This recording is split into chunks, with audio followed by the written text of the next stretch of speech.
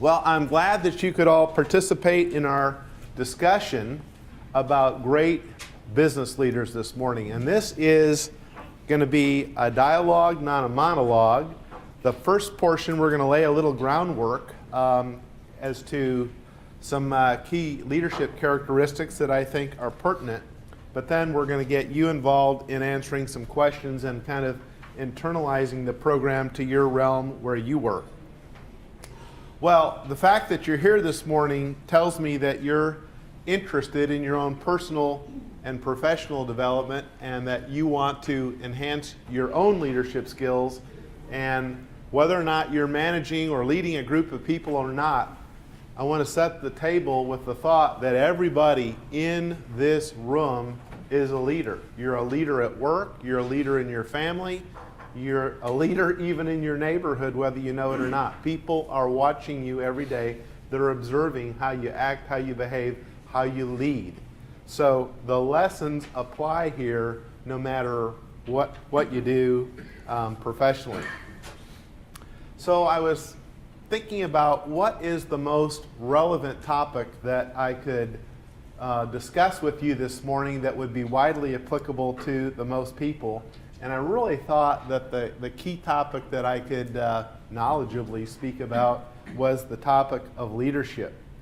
And I believe that the greatest barrier that keeps more companies from being highly successful is a lack of great leadership. Now, you can have a great business idea, you can have an abundance of capital in the bank, and you can have talented people on your team. But if a company doesn't have great leaders, the business will not maximize its potential. Chris, can I have an amen on that? You agree with that? I would agree. Thank you. I paid him to say that. Not very much, though. Now, you may not agree with all of the 10 characteristics that I picked out that I think are true of great business leaders. But my goal for everybody here is that you would hear one thing where you could focus on that attribute and say, if I worked on that a little bit more, I'd be an even better leader than I am today. So, in other words, I want you to have one key takeaway that is relevant to where you are in life and in the business world. So, where does this content come from? Well, for the past 23 years, I've been running the CEO Institute here in Dallas, and I've worked with hundreds of business leaders, really, across that period of time, some more than others. But I have seen some very, very good business leaders, and I tried to think about what are the things that distinguish the great leaders from the not so good leaders. So, as I said, we're gonna spend about 20 minutes putting 10 characteristics on the table for your consideration, and then we're going to get you involved in a discussion mode with 3 questions at the end. All right, so here we go. Here's characteristic number 1. First of all, great leaders develop a clear and compelling vision of where they want their organization to go, and they're able to articulate it in a way that their associates feel compelled to see that vision realized. Now, this last Friday, I was privileged to hear the lady CEO of Popeye's Chicken, very impressive lady. When she took over the company several years ago, it was in a tailspin. The business was not doing well. They were losing market share. The franchisees were not happy because they were not making money. So she said the first thing I needed to do as the new CEO was to establish a new vision.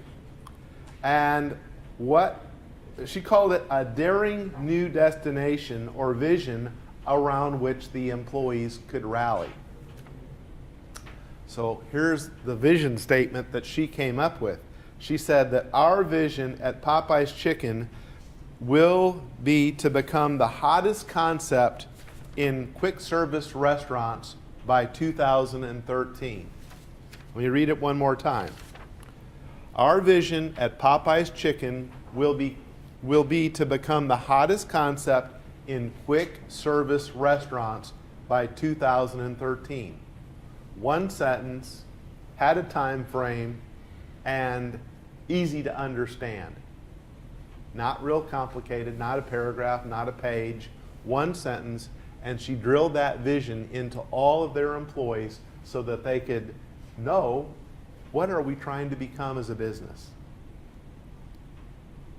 Now, one of our CEO Institute companies is called Ideal Impact. It's a really unusual business in that they help Christian churches and schools and ministries to dramatically lower their energy bills. They used to do it for commercial buildings, and now the owner refocused the business to a new vertical market. Their vision is to help their clients move $1 billion of money that they're now paying to the energy companies back into their ministries over a 20-year period of time. And to date, they've realized about 1/3 of that vision. It's bold, it's big, it has a time frame, and it has a significant purpose, helping the churches and schools to lower their energy bills so that they'd have more money to sink in their operations of running their school or church or ministry. And their employees get juiced about that vision. They're helping to achieve it on a day-by-day basis. Number 2, I think great leaders exhibit an intense desire to see their customers be successful. They are for their customers' well-being on a professional and personal basis and exhibit a strong service ethic. Great leaders focus on way more than just the profits that their customers can generate. They genuinely desire to have their customers' businesses and their customers' lives enhanced through their association with the company. They model this intense desire to their associates in the company as well. I maintain that if you as a leader and your leadership team really focuses on helping your customers to be successful, then the profits are going to flow into your business over time. So job 1, be for your customers' success.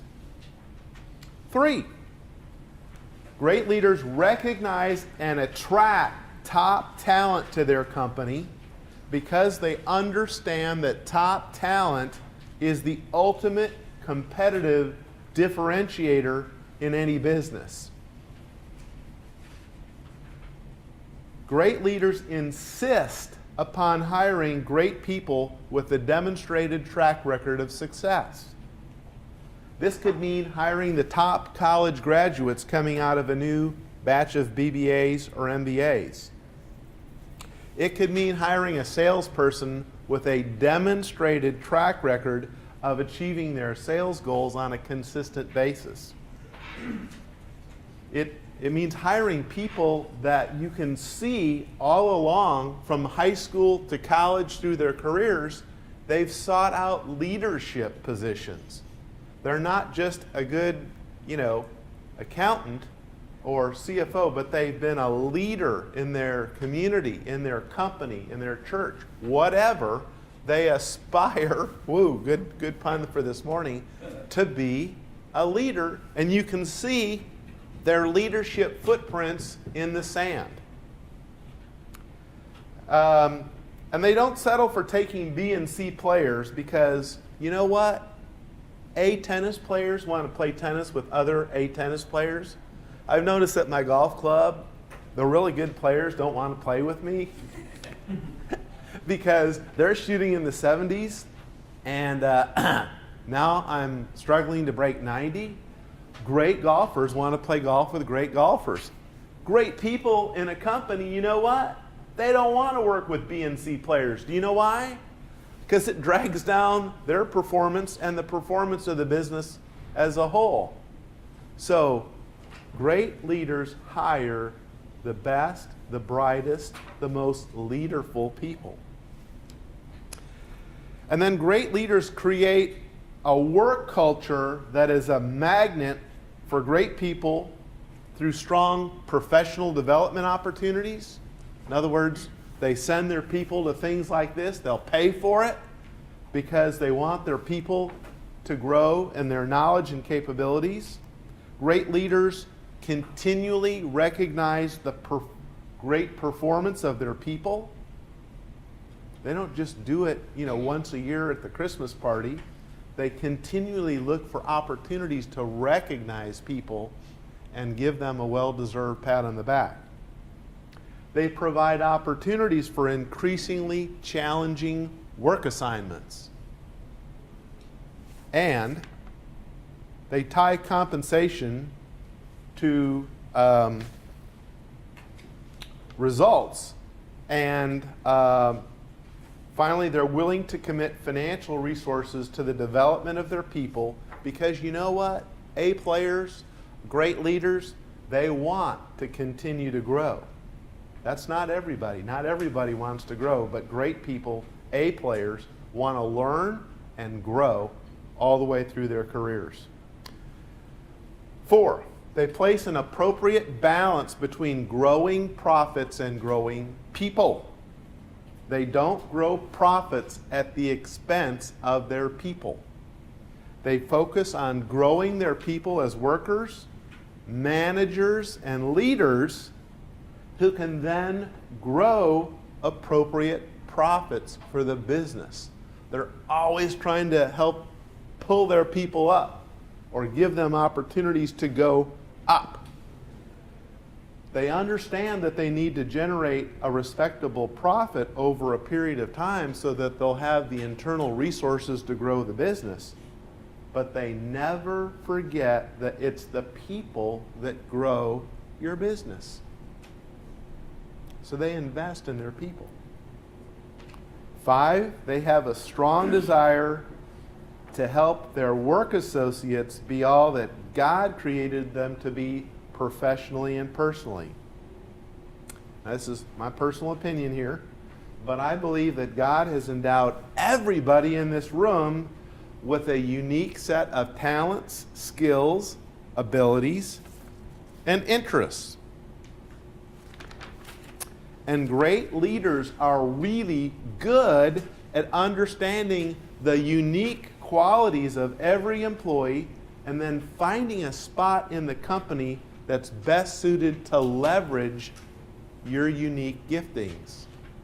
So they attract top talent, but once they get it, they figure out, what is this Chris Fleming guy really good at? What's he interested in? What's his natural aptitude?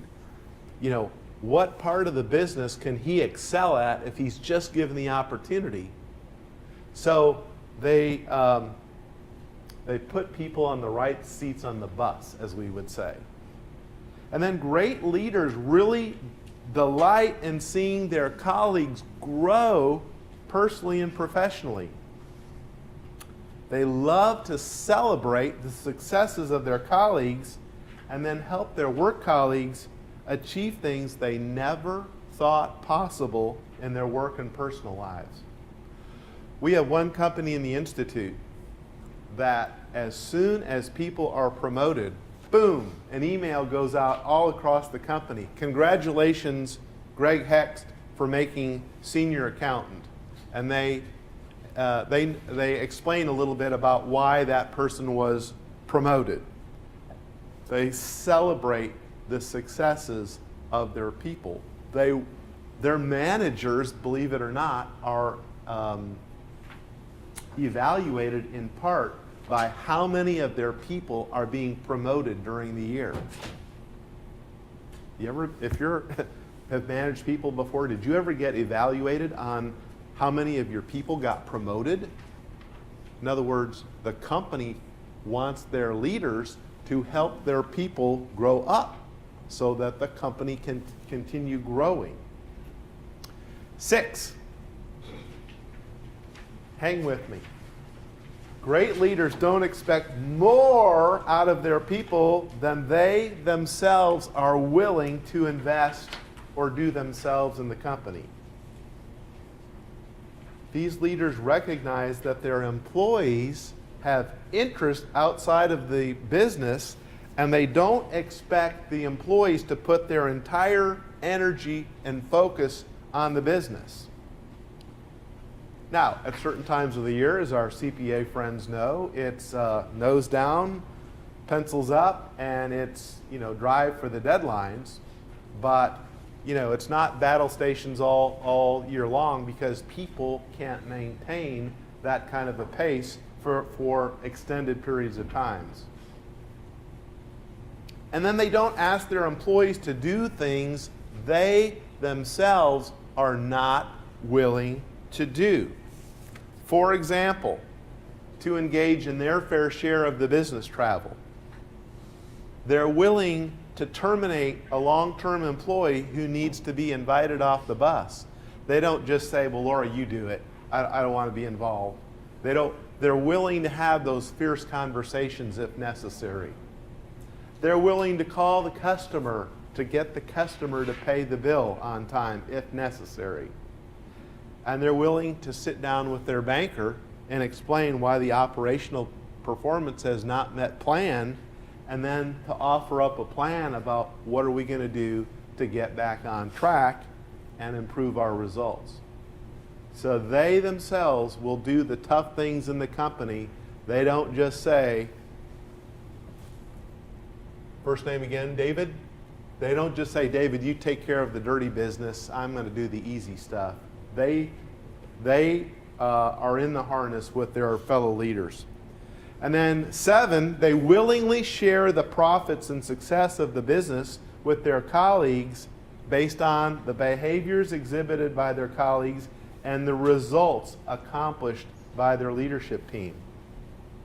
I've seen company owners in the CEO Institute who hand out quarterly bonus checks to their employees, and they say that's kind of like the happiest day of the quarter when they can go around and hand out checks to all the employees that have earned the profits in the business. They're willing to share with the people that generated the profits. But then I've also seen business owners that are pretty stingy about sharing profits and use the company as their own personal piggy bank, pretty much just to fund their own wants and needs.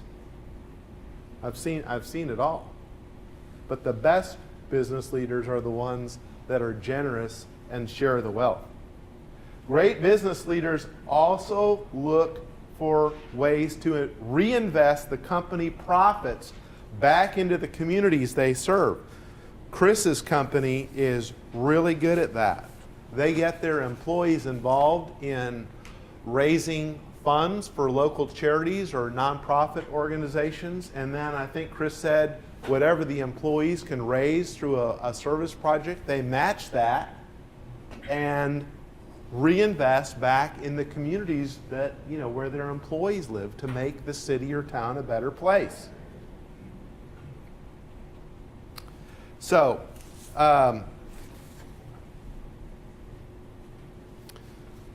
let's see if I've got here. All right, was that?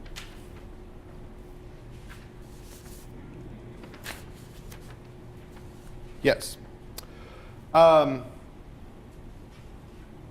Another one of the companies that we work with called Standard Controls, they had a group of employees that would meet several times during the year, and different organizations in the communities or ministries or whatever would submit an application to get funding for some kind of a need in the community, and then the employee team would vet each of these organizations and then present recommendations to senior management on where do we sow back into the community.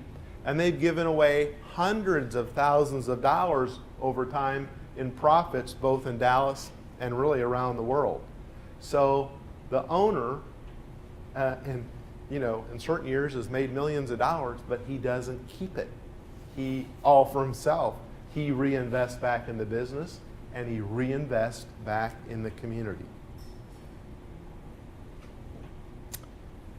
And then great leaders also look for opportunities to share the success of the company by giving recognition to their colleagues publicly and privately, and to share the success of the team, of the company, with the entire team. They celebrate the successes of the business with, fun events during the year.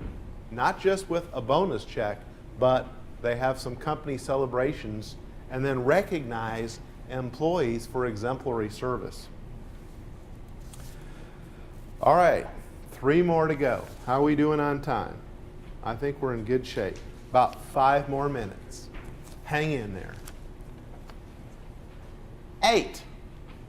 Great leaders, in my opinion, are connected to God, and they recognize their dependence on God for His grace, mercy, love, provision, and wisdom to help lead and manage their companies. They understand that it's really God that's given them the talent, skills, and abilities to perform their jobs with excellence. They know that they are not a truly self-made man or woman. You've all heard that expression before. Well, he's a self-made man. She's a self-made woman. Great leaders don't really believe that they're self-made. They believe that they're dependent on their Creator, and as well as the contributions of their work colleagues for their ultimate success in business and life. 2 more. 9.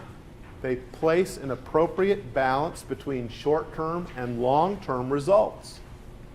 They don't just maximize short-term profits by underinvesting in the business.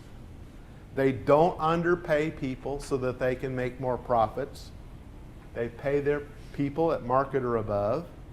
They also provide their employees the tools they need to do their job so that the employees can use those tools to make an even greater profit. Great leaders understand running a business is not a sprint, it's a marathon. And that they've got to give the business every opportunity to be successful over the long term by continuously reinvesting resources into the business in a financially disciplined manner. Last, home stretch. Great leaders are humble people. They have an appropriate view of themselves and their skills and abilities, but they're not self-deprecating people. They're not ignorant of their success, but they're humble in spite of their success. These great leaders realize that any lasting results in their company are not just realized because of themselves, but through the contributions of an entire team of talented, committed, hard-working people. They share the credit. They don't think, oh, I'm the best thing, since sliced bread. They remain humble in spite of their success and in their failures as well.